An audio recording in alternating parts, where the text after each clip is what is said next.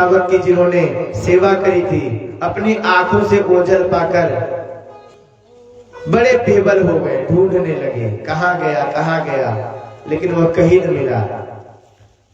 अच्छा, अचानक से अगर किसी को कोई आघात लगे ना तो हृदय गति रुक जाती है, हार्ट अटैक अंग्रेजी में यही कहते हैं ना। अब भरत जी को भी उस मृग शावक के वियोग शोक से हार्ट अटैक हो गया और उनका भी प्राणांत हो गया। आपने पिछली कथा में सुना पुरंजनोपाख्यान में कि जिस प्रकार की आसक्ति पुनर्जन्म भी वैसा ही। अब भरत जी अगले जन्म में मृग हुए, लेकिन उन्हें सारी बातें याद थी। कहते हैं कि पशु पक्षियों को पूर्व काल की सारी बातें याद होती हैं।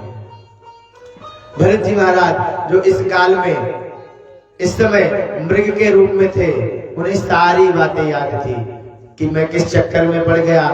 मैं तो भगवान का भजन करता, लेकिन मैं मोह में फंसकर आज इस अधम देह को प्राप्त किया हूं। वह मृग शावक के रूप में भी, मृग के रूप में भी मन में भगवान का ध्यान करते अपनी दिनचर्या को बिताने लगे। एक दिन क्या हुआ, घास चरते चरते एक घास का तिनका गले में अटक गया और उन्होंने मृग देह का भी त्याग कर दिया। पुनर्जन्म हुआ। पश्चाताप न व्यक्ति के पाप को नष्ट कर देता है। मृग रूप में भरत जी महाराज ने जो पश्चाताप किया, तो उस पश्चाताप से उनका जो पाप था वो नष्ट हुआ और कुलीन ब्राह्मण कुल में जन्म लिए।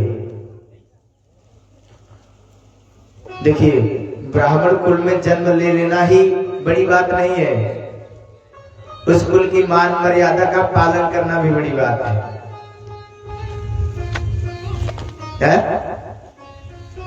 अगर पालन नहीं करे, धर्म का आचरण नहीं करे, धर्मवत व्यवहार नहीं करे, तो चाहे आप किस कुल में भी जन्म लो, लेकिन आपकी करनी से आपको लोग नीच की ही संज्ञा देंगे। अब भरत जी महाराज जिन्हें की सारी बातें ज्ञात थी, पूर्व जन्म में सारी वृत्तांत उन्हें याद थी, इस जन्म में भी ब्राह्मण कुल में भी जब जन्म लिया तो उन्हें पिछला सारा वृत्तांत ज्ञात था। अब उन्होंने निश्चय किया था कि अब मैं किसी भी प्रकार के मोहपाश में बनूंगा नहीं, चाहे कुछ भी हो जाए। दृढ़ निश्चय कर लिया, ध्रुव के जैसा। अब तो भगवत कृपा प्राप्त करनी ही है, चाहे कुछ भी हो जाए। धीरे धीरे बाल्यावस्था को बिताकर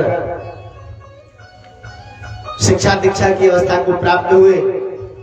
माता पिता जो ज्ञान देते, जो पढ़ाते लिखाते, वो पढ़ते ही नहीं। अक्षरों का